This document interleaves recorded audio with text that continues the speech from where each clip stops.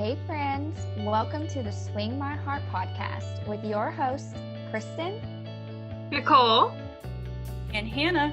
Come join our porch swing conversations. filled with lots of faith, hope, and heart. Welcome back, Hearties and Hallmarkies. We have a very special guest for the podcast today, Barbara Gregusova, costume designer of When Calls the Heart and many of your favorite Hallmark movies. Welcome to the podcast, Barbara. Thank you so much for having me. We're excited to have you. Yeah. So our first question is, tell us a little bit about yourself. How did you get your start in costume design? And what inspired you to become a costume designer? Okay, well, the answer could be kind of long, I guess. But so I grew up in a very artistic family. So my father actually is a photographer, and he had advertising agency back home. And my mom, she basically started doing fashion design when she was like 15, cutting up like old towels and basically making clothes out of anything what came to her hands. And then we have other two fashion designers in my family, which is my dad's sister and my mom's twin sister. So and then we have my grandparents, which my grandmother, she's textile artist, and my grandfather, he's a jewelry artist. And also, I don't know the right word for this in English. I never know, unfortunately, but he also did like when you're reconstructing old buildings, like the proper way. So that's what also my grandfather did. So That's he was, awesome. and also he's a sculptor. So I kind of grew up in a very artistic family. So it's basically 3 generations of artists. So you kind of cannot really avoid that. So the costume design came a little bit later for me. So I started sewing when I was 16. I actually started tie-dyeing because my family, like all the fashion artists in my family, they basically have all different techniques. So they paint on silk and they do different tie-dye techniques, which is funny because it wasn't really in then, but it's very in right now. So I started basically tie-dyeing everything I found and anything I wanted to wear, which you kind of stand out in a way, like not a good way sometimes maybe because you're kind of a little bit more quirky, I guess. So I started tie-dyeing and then I started sewing when I was 16. I started designing jewelry when I was 17. So that was actually something what I wanted to pursue. But in Europe, so in Slovakia, where I grew up, when you are applying for universities, it kind of works very different to how it works in Canada. So you actually have to have, like different options. So you cannot just have like one option. You have to have all these other options. So because you have to go through like a 3-day entry exams, which let's say for jewelry design, I had to learn how to sculpt a head and draw like an old person portrait. And that was just the first day. So you have to learn that, and then you have to actually do it in person as part of the, entry exams. And then you have to have a portfolio, and then you have to do like all these other stuff. It's very intensive. And then based on a first day, they will tell you if you are going to the next day, next morning. So it's like basically this 3-day long process. So that's why I'm saying you need like a different options, right? So I wanted to study jewelry design, and then my other option was fashion design in Vienna because I was fluent in German. Not anymore because now I'm speaking fluent in English. Yeah. And then the other option was costume design, but in Slovakia, you actually study costume design and scenic design at the same time. So those were my 3 options, and then we moved here. Let's say sort of not randomly. I mean, it was planned, but. Then we moved to Canada, and I had to kind of choose, the same thing what I was choosing for Europe, like what I want to do. And the best program I found in Vancouver was actually at Capilano University, and it was the costuming program. So I needed a program which, like I was looking at jewelry still and, fashion merchandising, but I met Kim Bodden and Jane Still, who were, teachers there at the time. And it was perfect program for me because I just moved to the country and it was full time. So they basically told me you don't have time for anything else. So since I didn't have any friends here, I didn't have my boyfriend here. So it was kind of like the perfect, like program for me, but it was still something what I wanted to do, right? So That's does it awesome. kind of That's the question, I guess? yes, that was a great story. Yeah. Definitely. I love how artistic, like you kind of grew up with that, artistic Mhm. in your family. So I love that story. It's really interesting to see like all the different generations of, you know, artistry in your family and to hear about like your experience. That's really cool. I love that. I do Thank you. too. Yeah. I'm an artist myself too. And Hannah is as well. We're both graphic design majors. Oh, great. Yes. Yeah, so we've done some similar things to what you were talking about. So that was really cool to hear about that. Yeah. So what was your first big project as a costume designer when you came to Canada? So that was 2005. I actually originally wanted to run away. So the original plan, after me being here for like maybe 8 months, was to actually move to London. And it was totally different path. I would probably steal the costumes, but who knows? Anyhow, I wanted to run away from Canada. But then I decided to stay. And so I decided to stay in Canada. And there was this so basically, because I decided the program I was taking at CAP was basically 1 year program. And I decided that based on certain experiences, that what I want to really do is costume design. Usually the program teaches you to go from the lowest position, right? So like they teach you like you have to start at the bottom and then work yourself up. Well, I kind of decided to start designing from the beginning. And basically I did this show called Of Golf and God, which was a feature film. It was basically very low budget. I didn't get paid. I found it on Craigslist. I did an interview for it. And at that time, if you wanted to design, you kind of had to get the credits by volunteering for other productions. So I kind of volunteered for like altogether maybe for like 7 years, like for different productions. But like the movie, which was like the first biggest one, was actually this feature film, which in this case, because there was no money, I did all the positions myself. So I basically did the costume design, I did the set supervisor, I did the truck, but without the truck because we were basically just working with the locations which we were like where we were shooting. And then the only other person who actually helped me was my mom, because we had to build costumes, like very specific costumes for the God character, who was basically wearing this wardrobe which was all white. So he had like a white golf suit and he had this white coat, which I called like a matrix coat because, like it had like it looked really like, I don't know, big, like when he's walking, right? So it was kind of like his style was very futuristic and very specific. So, so I started, when I started out, I basically did the design and did all the other positions which were required for the show. Wow, that's really interesting, especially since that's the first big project that you weren't just, doing costume design, that you were doing all these other stuff. Wow, I've never heard of that. That's really cool, I think. That's Well, you kind of have to start somewhere, right? So like the school kind of prepared you for all the other positions. Like for me, the design came very naturally because I didn't really study it. But, I was around all these creative people my whole life, right? So you kind of like, I think you kind of like pick up, different things, maybe not like just not even like, that you are picking them up, you're just picking them up and then you use them later when you grow up. yeah, for sure, definitely. Yeah. That's really cool. Do you make your own patterns or do you buy patterns? Well, it depends for what. So let's say I used to build all my personal clothing when I started sewing when I was 16. So before that, my mom built all my clothing, not all of it, but as a fashion designer, she basically put me to into her designs into a certain age. I kind of rebelled when I was 10 though. So what I did is there is this magazine called Burda. I'm not sure if you heard of it.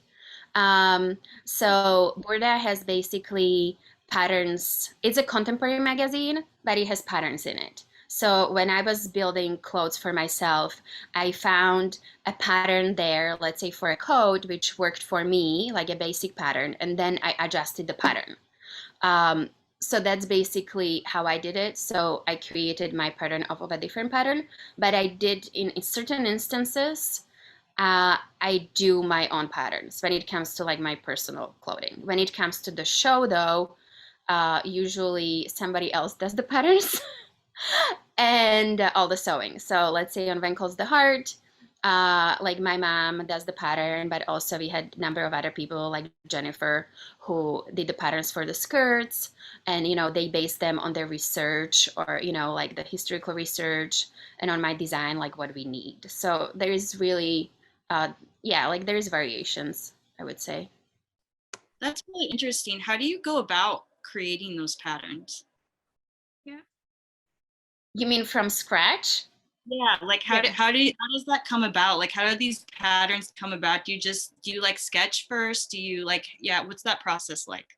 Okay, so if I am designing something just, let's say for myself, I didn't do that in a long time, which kind of sucks. So, but I usually do a sketch. I don't do like the elaborate sketches, which I just posted one on my Instagram. Those are kind of special. So even like for When Calls the Heart, I just do like really like small sketches. They are just like black and white or just with a pen. And that's basically, I do like I do all the seams. So let's say if you have a coat, I decide like what kind of seams I want to do. And I sketch them, right? So usually my sketches, let's say if it's for me or even like for When Calls the Heart, are very, well, basically you can do a pattern off of it, and all the seams are already there most of the time. What I used to do, I had this period when I was doing like all these pieces out of like, it wasn't just a simple dress, it had like a multiple pieces. So let's say it maybe had 30 pattern pieces at the end. So let's say if I have my design and if I would go based on Burda magazine, then I would find like a dress which is very similar to the dress I want to make. It might not have maybe the same neckline, but it might have the same shape. So let's say the tube dress is very simple, right? So I used to do like these tube dresses, but they had like all these geometrical shapes, which then basically I transferred the pattern. I actually use these for pattern making. I know like everybody's using like the special, pattern making paper, but I actually use tissue. I think you call it tissue paper, the one which is very, like thin, because you can trace the fabrics really well. So what I actually do is, if I have the pattern, I trace it on this paper, and if I cut it, I use actually tape to, where I have to cut it, just that it doesn't fall apart once I cut it. And then I start sketching my design and the lines on the pattern, right? So I didn't do this in a long time. I probably didn't I did some cutting for When Calls the Heart, not last year, I think, but the year before, when I actually used the Burda, and then we, did some adjustments to it it was for Clara's robe, which she wore during her wedding episode, so the pink one. So I did pattern for that one off of Burda, and I think I tweaked it a little bit. I don't know how, but I don't know what adjustments I did to the pattern, but yeah, it's kind of like long process though, like the patterns. But I find that it's always easier to have something from a magazine and then adjust it than creating something completely from the scratch. But the most important thing is, I think, that you have to have a pattern which you have kind of guaranteed that it fits you. So, like you have something which, you already used on something else, and like which adjustments you have to do to make your design and the pattern work together. Hope that makes sense. Yes. Yeah, no, that's awesome. I really get that. I especially love what you say about taking kind of something that's already there and then tweaking it, kind of making it your own to fit, whoever you're designing for.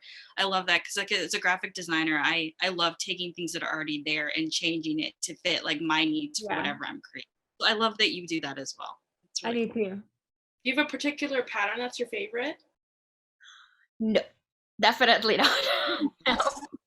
But I know what I don't like. I don't like making pants. Like me personally, I don't like sewing pants. That's like the hardest thing on a planet to me. So but maybe they are easier than actually making coats and the dresses I used to build. But I just don't like pants. They never fit right for me. My mom, however, built some really nice pants for me, which did fit. So Yeah. Yeah. We noticed that your first project with Hallmark was for a movie, A Ring by Spring. Could you tell us a little bit about that and how you got to work on the costumes for that movie? And do you have a favorite piece from one of the characters? okay, so for that one, I actually had to be approved by Hallmark because it was my first Hallmark movie. So I had to do an interview, but I actually don't even remember if maybe I didn't have to do interview. Maybe I just had to send a resume and then they had to approve me. So that's a possibility. So it was either one or the other, but I definitely had to be approved for it by Hallmark. Then I remember actually because there was this flashback where the lead actress, she was wearing like the wedding dresses, and this show was actually very low budget. Like it was not really big budget at all. So she had to wear a wedding dress, which was supposed to be, I think, from like 80s or 90s. It was her mom's wedding dress, I believe. And so I went on eBay and I was looking for all these dresses, and we couldn't make a decision because obviously the decision wasn't only me, but it was also the executive producer who was on the show. So we, at the end, ended up buying 3 wedding dresses. And I think I still have 2 of them. So I still have 2 of them, and they actually made an appearance. The ones which we didn't use, they made appearance in other Hallmark movies which I worked on. Okay, so we know you've also worked on other Hallmark projects such as A Cookie Cutter Christmas, Murder, She Baked, The Sweetest Christmas, The Perfect Bride 1 and 2, and Aurora Tea Garden. Do you have any experiences that you could share from designing for those sets? Okay, so The Perfect Bride, we originally were like sometimes because it was supposed to set in Portland and we were shooting it when it was kind of like, I'm just thinking because it was still raining when we were shooting it. So, sometimes when you are doing these movies, they tell you like you're supposed to go, like we are going to shoot it based on the weather, right? So it's Portland. Portland is similar to Vancouver. It kind of rains, Nobody really said that it's supposed to be, like so summery at the beginning. Yeah. So let's say like the original vision was a little bit different. We were kind of more thinking to inspire it like, oh, let's inspire it a little bit more by Portland. And then we did fittings and we were told to go completely different, like not completely different direction, but let's just say different direction. So we had to redress like 3 of the 3 main characters to different color palette because, like spring summery color palette is very different to when it's, raining and everything. And also like, when it comes to shoes, I didn't really expect to give actresses like, sandals and open toe pumps, anything which is basically not rain friendly.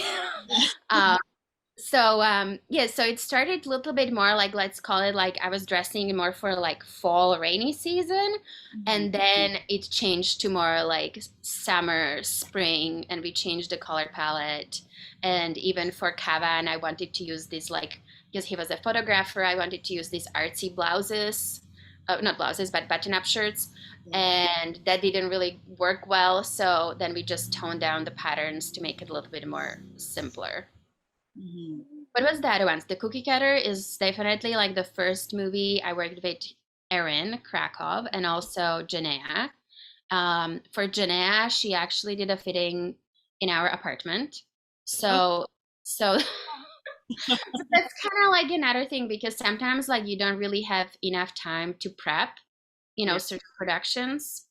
So it's very hard to do all the work you have to do during the day and transport yourself, let's say from downtown to Burnaby for just like one meeting, or like even like Langley and further, right? So, and also some of these shows, like the Cookie Cutter was also quite low budget. So we did like lots of fittings in our apartment for that one.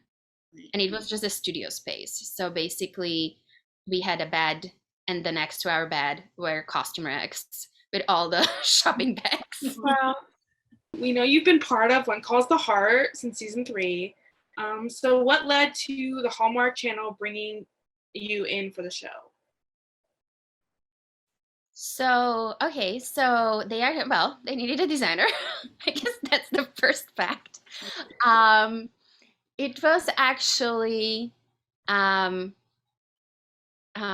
so I was doing this other show at the same time, which was a very difficult show from various reasons. And then suddenly, Simon Richardson, who was the production manager on the show at the time, he called me up and he said that basically they are looking for the designer. And I wrote him an email because in which I basically didn't decline the show, but I was kind of not sure if I can actually fit it in with the current schedule, like what I was having, right? And at the same time, at the time, my boyfriend, but now my husband, he's actually stepdad passed away at the same time.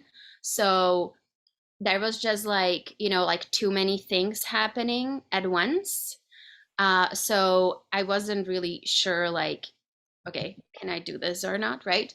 But then I met with Greg Malcolm, and so we talked for like hour and a half, and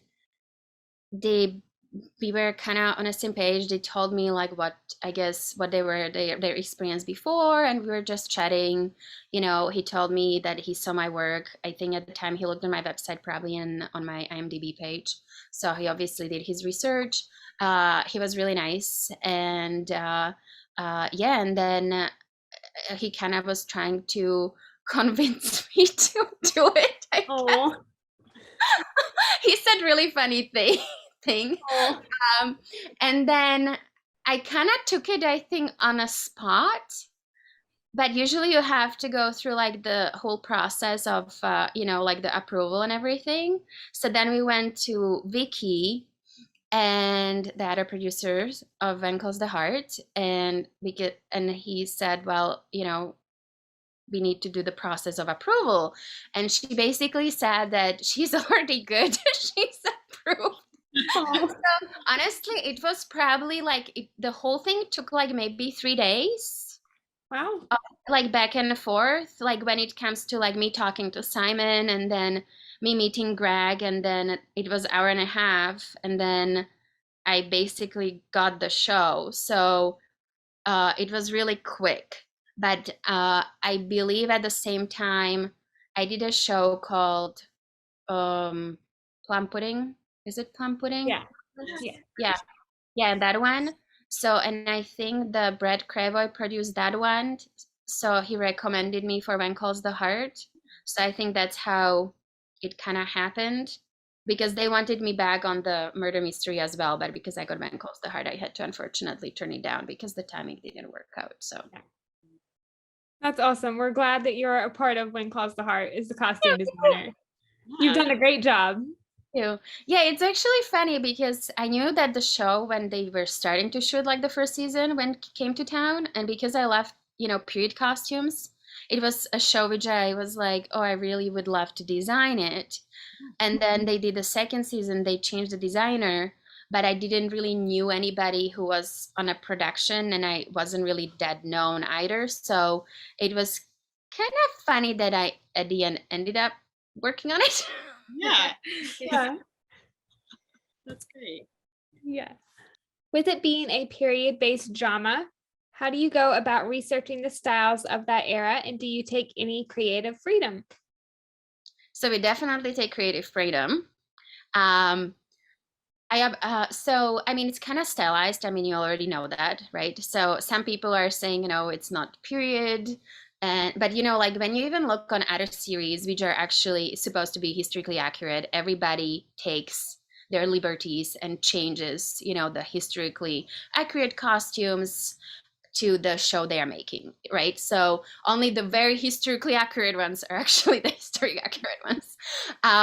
So you take the liberties, right? And also the other thing is, like I know sometimes people say, oh, like you have zippers, or we can see zippers or certain things which didn't existed. We try to hide them as much as we can, but like the way how those things were constructed during, that time, like you cannot have those costumes constructed the same way because you just don't have time to change all these actors in them, right?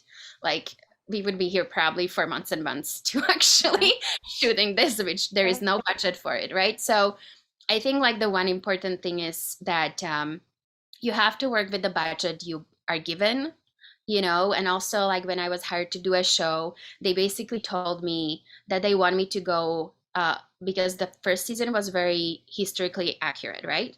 The second season was more modern, more colorful, more cleavage. So they asked me to find a happy medium between those two. So I basically took that note and found the happy medium.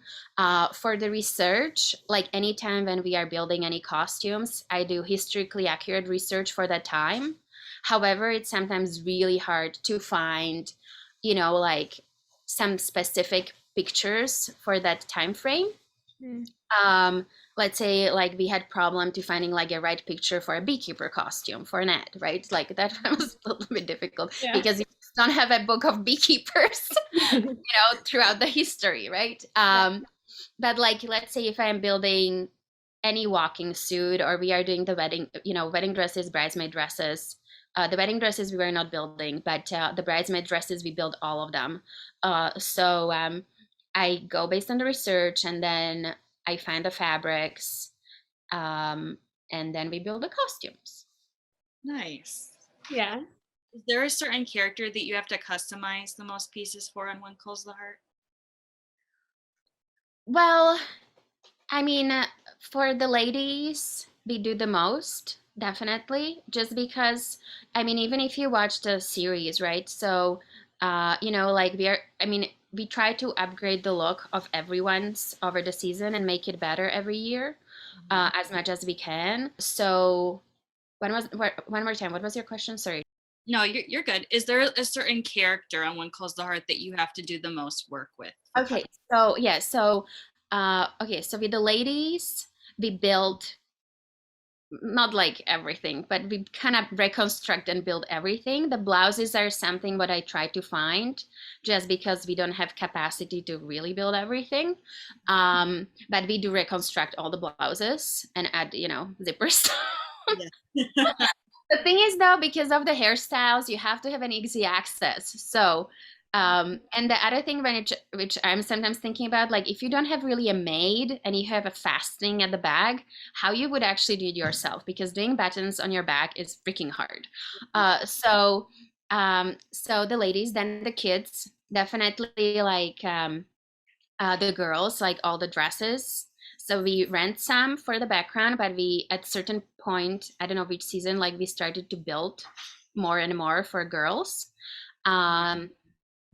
Robert, like we had to build his pants. So it really depends like what's available for us. And now let's say going more, like towards 1920s, you cannot really rent that much of that period, and also rentals are very expensive. It's actually, in a long run, if you are doing a series, it's better for you to build stuff and then you have it in your stock than actually be re-renting all the time, because you can actually, whatever you build, you can do whatever you need with it, right? If you rent it, you cannot really, change the hem, or if you are doing any adjustments, they have to be done the way that the costume is not ruined, and then you can put it back together, right? So there is lots of logistics in it, and it's always nice to just own every piece. So yeah. So how many pieces does each character have in When Calls the Heart, and do they all have the same amount, or do some characters have more than others? You guys have really good questions. Oh, thanks. Yeah, like all your questions are very different from all the, I mean, the, like a little bit maybe similar to some other ones I answered, but very like completely different. Okay, so not everybody has the same amount.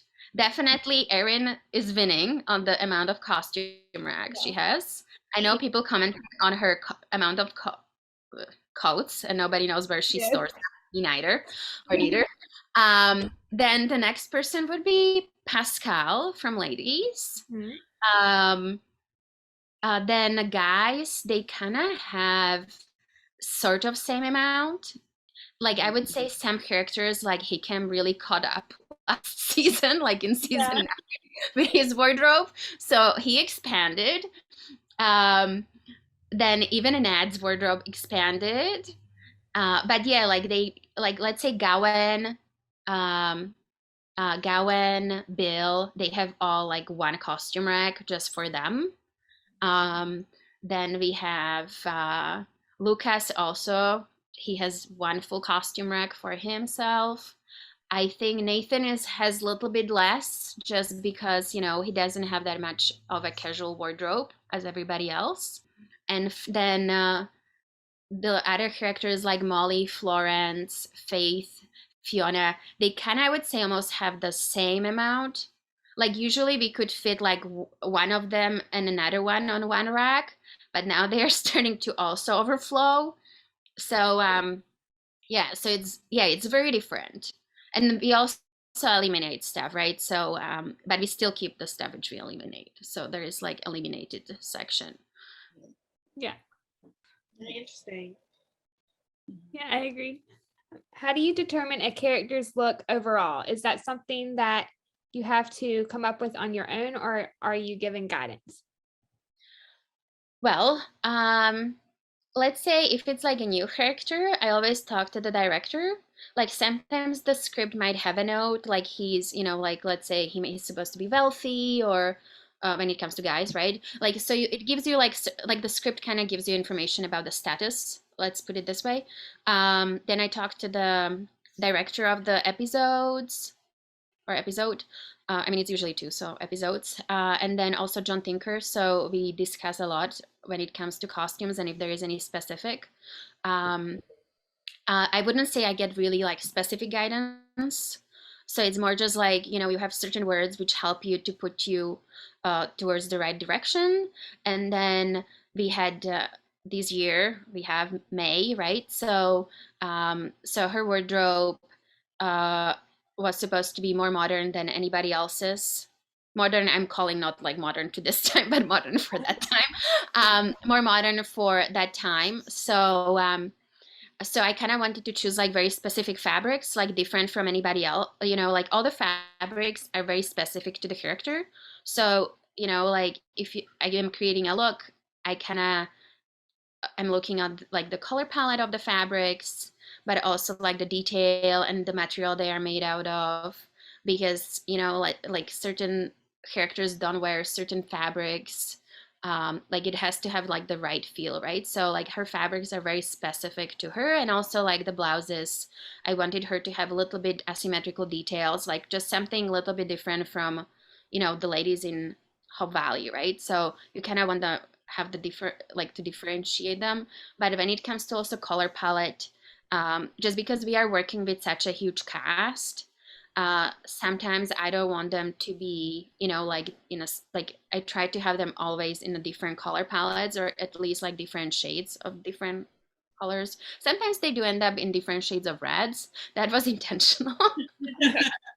However, I watched it and I'm like, those reds look much different in person, and then on camera at the end. I thought maybe it looked better in a version, you guys. So yeah, but it's like I kind of like to have like, you know, like different colors in somebody's closet, that, you know, let's say if I have all these people in blue, then I can put May in yellow, right? Like you just can always have some color to work with. So so their color is not necessarily limited, you know, to just oh, they just wear blue, right? Like you need to have the variation of colors for each character, especially when you have to have them all on one screen. Otherwise, I would just have to say like you will be red and you will be blue and you will be green and then it will work. But Yeah.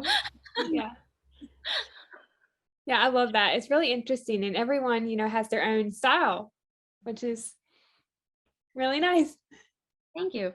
Oh, you're welcome. Yeah, I wanted to ask you about the skirt. So when May's entrance into town, when she has, she's wearing the pants and then all of a sudden, she pulls her skirt down. I thought that was really interesting how you guys came up with the how to button up Yeah.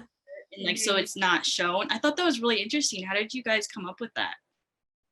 Well, good question. I think that I don't really know. I mean, I don't really know how I come up with that. Like you kind of like sometimes because that was in a script, right? So we knew like we need this action, and then you have to kind of figure out the logistics of like how it's possible to like achieve the action somebody has to do, right? And when you think about it, I think the buttons with the loops came kind of naturally, right? Because that's the really only way how you can do it. Right. But I mean, when it comes to all the ladies when they're on the horses, if they are actually wearing the skirts, they have to be bigger than like the regular like Right. the skirts. Let's say Rosemary, when she was riding on a horse that one season, I don't know, it was the teal outfit. I think it was like either last year or the year before. I'm not sure right now. It was last. Yeah. Nate? Yep. So we had to build that specifically for that scene just because she doesn't have anything she can ride a horse in, right? So, and for Elizabeth too, like if she's riding a horse, then she has to have the horse riding skirt, right? Because they just need like the bigger volume of the fabric. So you kind of like, so even for May's skirt, like you had the dimension of the skirt because she needs to sit on a horse, right? And then we just added the details to button it up, and then we tried it and tried to also make it, I think, as simple as possible because you don't have that much time to do that action. Right. So sometimes you can cheat things in the movies. So that's Sure. Yeah, well, I loved it. I loved how you guys built that and made it just all flow together. I loved it.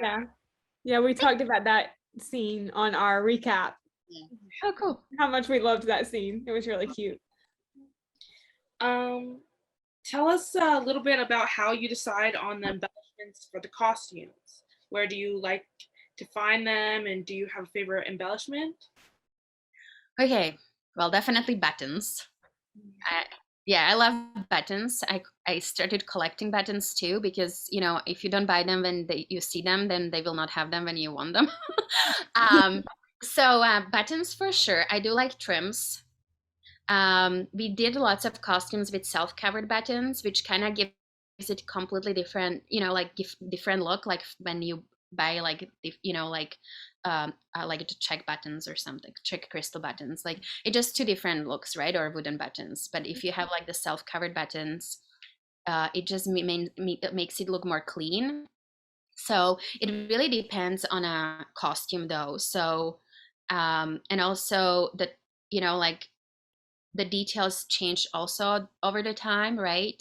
So you don't want to, especially now, you don't want to put too much trims on the costumes because some just would look a little bit too dated, I would say. But also, like, since we are, recycling all the wardrobe which we already have, if it already had a trim on it, we kind of like stick to it. If, unless I decide like, oh, we should maybe remove it. Right. That's awesome. We love the button embellishments as well. And then of course the lace and the trim around, the skirts, and they're all really cute. Really beautiful. Yeah. Thank you. How do you decide on which accessories to choose for each character?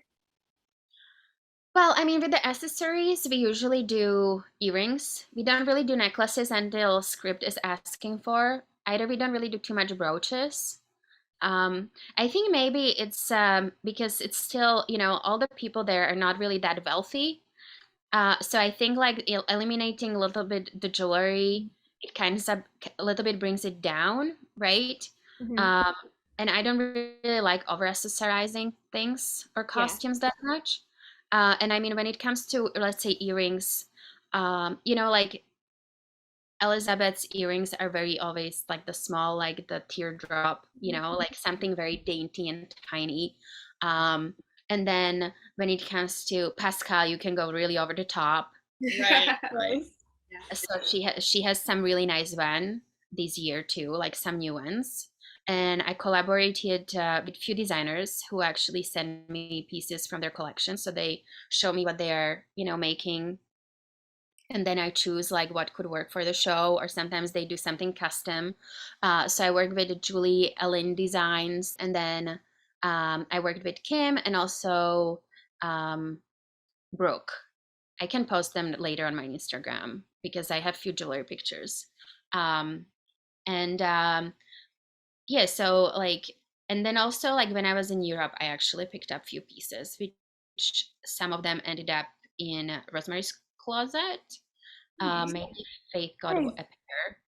And yeah, but they are kind of like, like they are not necessarily like, vintage or, for the time, maybe sometimes like some of the pieces. But we are trying to get as close to that time or what would work for the character, right?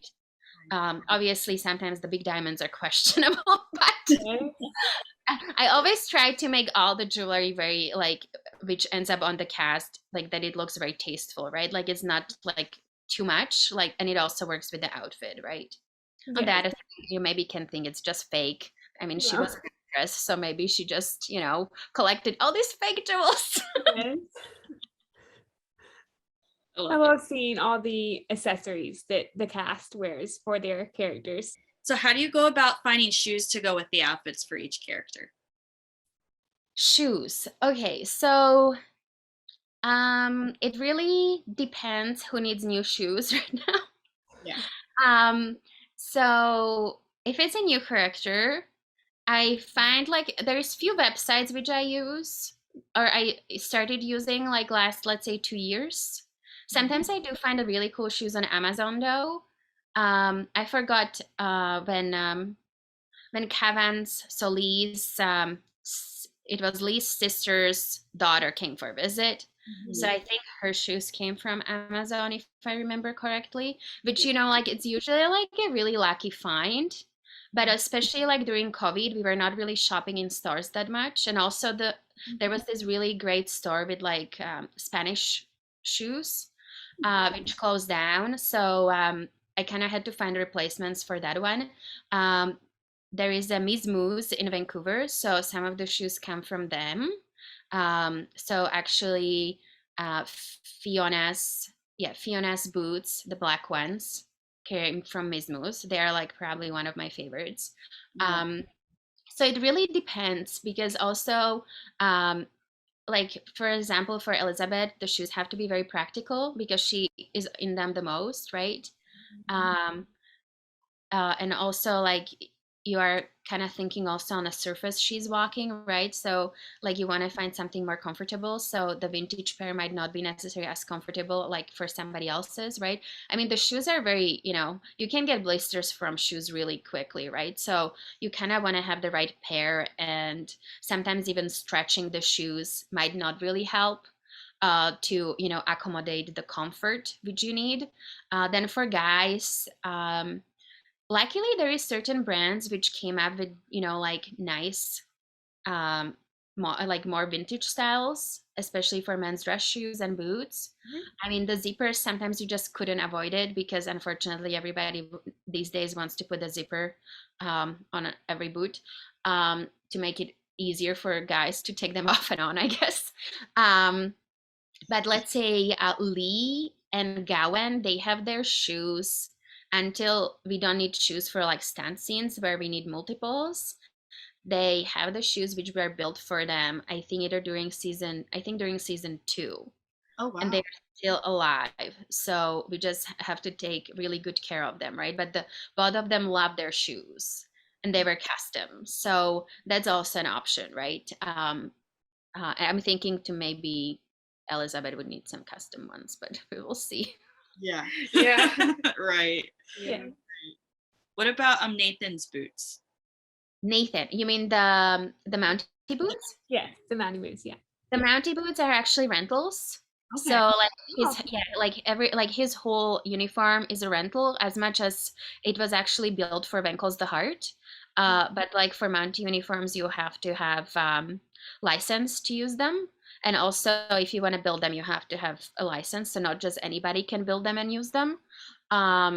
So there is the company IMS in BC, which basically they rent us the uniform, and then when we need like a specific size, let's say we know in the case of Nathan, like he was with us for a long time, so we asked them to build one for us. But every season it has to go back to them, and then every next season it comes back to us. Oh wow. That's interesting. Wow. I did not know Yeah. that. Wow. I didn't either.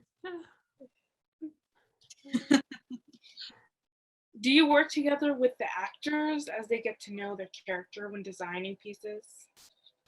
It depends on the character, I would say. So, like if you have somebody like Erin who plays Elizabeth, like already there is the relationship, like we know each other, for a long time. So, there is certain times when, like, but the color, like we discuss the pieces, but it really depends what it is. And also the collaboration changes, based on the year, I would say, because, let's say last year, well, maybe not last year, but let's say I do a fitting with her and we have all these blouses, right? And then we say like, oh, this is very fancy blouse, right? So we will put it aside because we don't really have a fancy scene. So then we have like a fancy section. And then when there is a special moment or something, when she feels like, oh, like maybe I could wear, like that blouse or, like something more fancy, then we discuss it, right? So it's really kind of, I would say, more about the script. Like if there is something like, specific or, like it's a special moment for the character and we want to more emphasize the moment, or then sometimes I want to give her something to wear and then she says, oh, I wore it in this scene with this, with Jack or, or Lucas or Nathan. And I'm like, okay, well, maybe that's not a good option. Because there's so many of the characters, so I don't really remember sometimes, well, until it's like the weddings. I don't really remember like this skirt was worn when, or if it was worn for a special moment, right? And then we want to reuse it and for some other special moment, and we are like, well, maybe it's not a good idea. Yeah. It is a good idea, it can go both ways, but it's it's more about the pieces where we want to put them, the discussion, than actual piece like, where you should put the lace or buttons or, stuff like that. Yeah. That's so interesting. Yeah. Really, yeah. So do you have to like when there's like a muddy scene or like a rainy scene, do you have to change up like the outfits or like the material or certain things like that? They kind of no. So for muddy scenes, we were trying to use these clips, which you are supposed to use for hiking the skirts up, so they don't get more muddy. They don't work. So let's say during the because luckily now the skirts are going up, which kind of I would say is very good for us because the skirts now get less muddy. So as soon as you get those skirts off the floor and they are not that long as they were like in, let's say, season 3 or 4, even 5, 6, we can go to 6, probably even 7, because we didn't, I think in 7 we started hiking them up, like some of them. Like as soon as you start hanging them up, they are fine.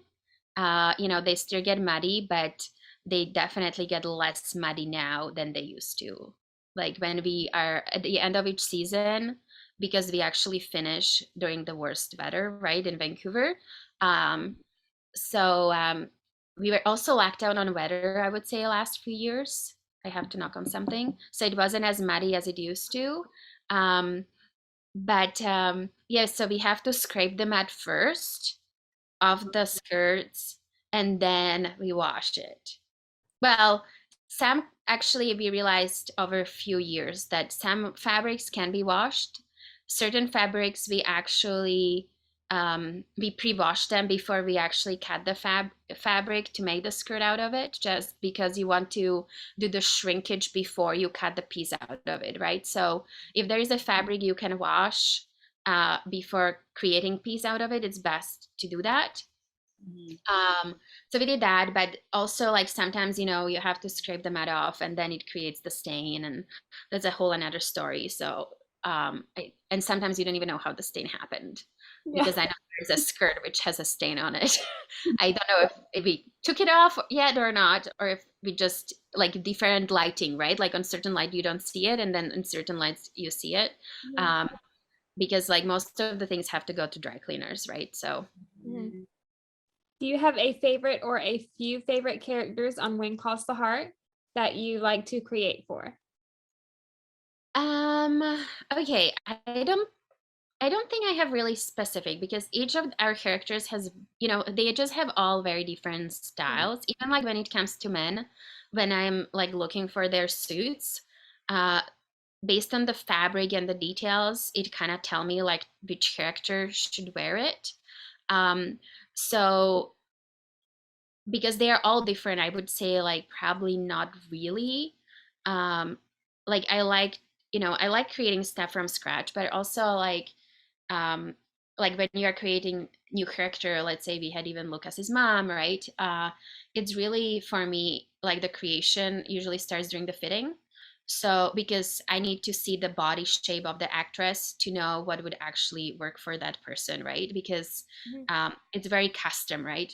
And you don't want to like, so I think like creating all those characters over the years, just because they're all different, you know, yeah, I guess it's kind of hard to say like which one would be my favorite. Yeah, that is a hard question. There's so many great characters on When Calls the Heart. Is there a specific character that you think like her style is like most similar to yours? Like if you were designing for one, is there one you're like, oh, maybe I would wear this if I lived in that time period? I think, okay, I used to wear lots of colorful clothes when I was younger, so I would probably more go towards Rosemary, I think. Nice. Yeah. Because I also like when I used to build my like clothes for myself, I always like, I like lots of tailoring, right? So it always very fitted, and I like nice details. So I think I would go more probably with also the color palette. I think Rosemary's is the closest I would be interested in. As much as Elizabeth has some very nice romantic blouses. Right. But also actually Fiona. But I think that's really about, because I know how all the pieces are built. Like if I would want to like steal some, like it would be Rosemary, Fiona, and definitely I think Abigail, actually, because I think she had some like even like, as you know, like when she was not on a show anymore, when I had to actually do the lineup for the next season when she wasn't in, I was really missing her color palette, because you suddenly, you know, like, because you are looking at it visually and you're just suddenly looking at all these men's costumes. Yes. And the men's are sort of, you know, all like similar color palettes. Like they have anywhere from brown to blue to green, you know, but like they kind of have the same color palette. So so the women are kind of like bringing, I find it like the light, even like the kids' costumes, like brighten it up more, right? So as soon as you don't have one character with the bright wardrobe, for me it's a problem. Right. Yeah. Yeah. That makes sense. Yeah. I would probably have to say I'm a little bit of, maybe like I'm a combination of Elizabeth and Rosemary, because I love the pastels, and then I love the bright colors as well. Yeah. I especially definitely love Rosemary's wardrobe. Fiona's probably is the most similar to mine. Maybe Fiona or Faith's. I especially love Faith's pantsuit that she had last season. I love that. That was great. Yes, that was great. That's probably one of my favorite Yeah, things. Faith actually has some really nice pieces too. I mean, that's kind of why it's hard to say like which one, because Yeah. yeah, I wouldn't really build something probably what like even what we are building, like it's all I would say build with taste, right? So I would probably wear any of it except of well, men's suits maybe too. Some of them are really nice. Right. Yeah. True. So, can you tell us a little bit about the dresses that you've created for some of the Hope Valley weddings, or even the bridesmaids dresses, like you were mentioning earlier? Okay, so the wedding dresses were mostly all found and then reconstructed and altered to our needs. The bridesmaid dresses were, as I said, built. So we had the one wedding, one wedding was that was the Rosemary's, where we basically didn't really build the bridesmaid dresses, and if I remember it correctly, for that wedding we did everybody, like all the ladies, in a similar like colors or shades, and we used like their existing pieces in their wardrobe. Then for Elizabeth wedding we built the dresses. So that was the blue one, and well, it wasn't really pink. It's kind of hard to say because one was blue and the other one was kind of funny pink purplish color. um so those were built from scratch. I don't really remember that much about those right now because I know that the fabric was easy to find. Right. Well, not maybe easy, but I didn't have problem to find the fabric for those because we only needed two. Then when we had Clara's wedding, I had I don't know if you watched this other interview where I was talking about how I had my first dilemma ever about fabric for When Calls the Heart. So I never had a dilemma before, but so we knew that we have to build these dresses for the bridesmaids. I suggested that they will be different styles and different colors, but I wanted the fabrics on all the bridesmaid dresses to be the same. So, but it just in different colors, which was really hard to find. And we were looking for the right fabrics and we couldn't find anything. Even if we would dye it, like there was basically nothing. We were looking for like 2 weeks. I don't even know what was our time frame, but like basically it was getting to the point where I really needed the fabric. And then we had this fabric from season 3, which I posted a picture of on Instagram. So it was this blue fabric with like little flowery detail, and I had it in a pink, not pink. I had it in peach and the blue from season 3. Luckily. So yeah, so what happened was that we kept the blue for Fiona, and then we kept the peachy one for Elizabeth's wedding dress, and then we dyed the leftover peachy fabric to Rosemary's dress, like dress color. There was just enough. So like we just had just enough for these two dresses, this fabric. So even when we were dyeing it, we couldn't dye it with a mistake, right? Because otherwise we would lose the fabric completely. And then so we dyed this fabric, and then we had to find a complementary fabric for all the sheer details on the dresses. So we again were only able to find, I think, blue and I think either peach. I think probably it was matching actually Elizabeth's dress, and then we had to dye it again for Rosemary's dress. Oh wow. So that was kind of lucky that we never ended up using that season 3 fabric. But we also like we keep everything, right? So we have all the fabrics from all the seasons. We have all the scraps from all the seasons as well, because you never know when we have to like change something or change the belt, or somebody loses weight or gains weight or something rips, and we need to basically change the waistband. So that actually happens a lot, that we actually go back to our stock and are looking for, do we have more of this? Yes. And then the other dress, okay, so then the other dress was, which I will mention, and it's not the wedding dress. It's actually Elizabeth's dress, which she wore when she went with Lucas on a date out of town. So for that one, we actually also dyed the fabric. Oh wow. So we dyed that fabric because we couldn't find, anything appropriate. So we dye the fabric, and then sometimes just finding the second complementary fabric to the fabric we are dyeing, that is not as easy as, you would probably think. And then we had Florence's wedding. So for that one, what did we do for that one? Sorry, my dog decided to wake up. It's okay.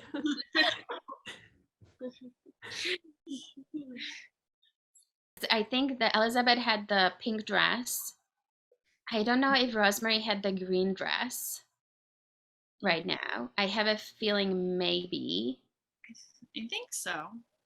Because we didn't do bridesmaids dresses for that year. I think it was just everybody dressed up. So if it's the pink dress for Elizabeth, that actually was built out of 2 dresses, which were contemporary.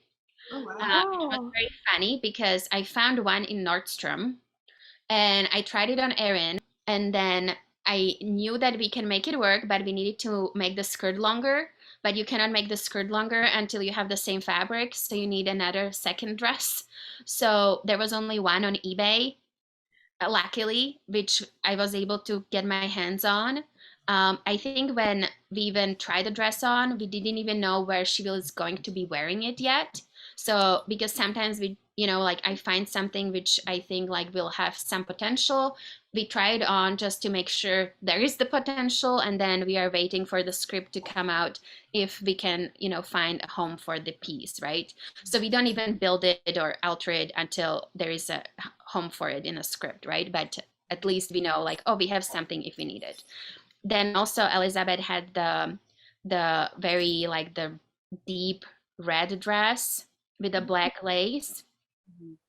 So that one was also in our stock for a longest time, and we adjusted it. We added the lace here, and I don't know what other like intricate alterations we did on it. I know that one was a pain because I remember my mom working on it, and it was not an easy dress to alter to my specifications.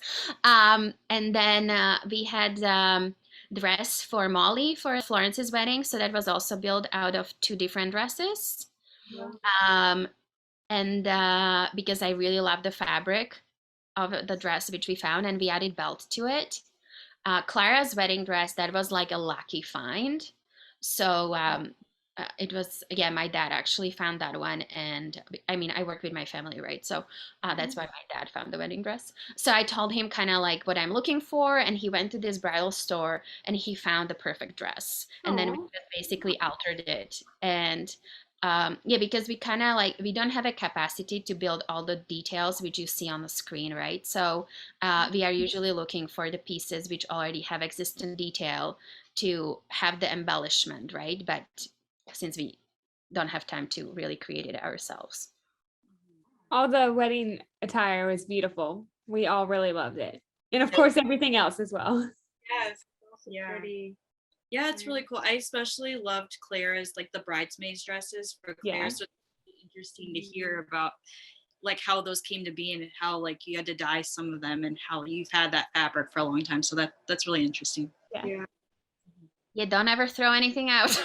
Yeah. You never know when you can use it.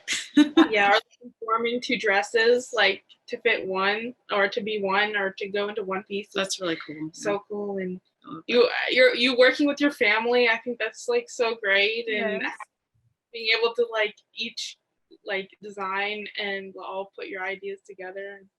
That's awesome. Thank you. You're welcome. What is your favorite Hallmark project that you've been a part of? Well, I guess it would have to be When Calls the Heart, right? Okay, so I would say When Calls the Heart, and then I did really like working on all the Aurora Teagarden movies. Oh yes. We love Aurora Teagarden. Yeah. So yeah, because even that show has like, even though it's contemporary, like each character has a very specific style on that show. So, and also like Aurora style kind of developed over, all the movies I worked on. So, and Candace, she's so lovely to work with. So it's always fun to dress her because she looks great in everything. I mean, it's really hard to find something which actually doesn't look good, but it's usually, I would say, it's not like it's the piece, like how it's built and everything, right? So we have one fun segment to wrap up, but before we get to that, we just wanted to thank our friend Casey for giving us some ideas for some of these questions. So thank you, Casey.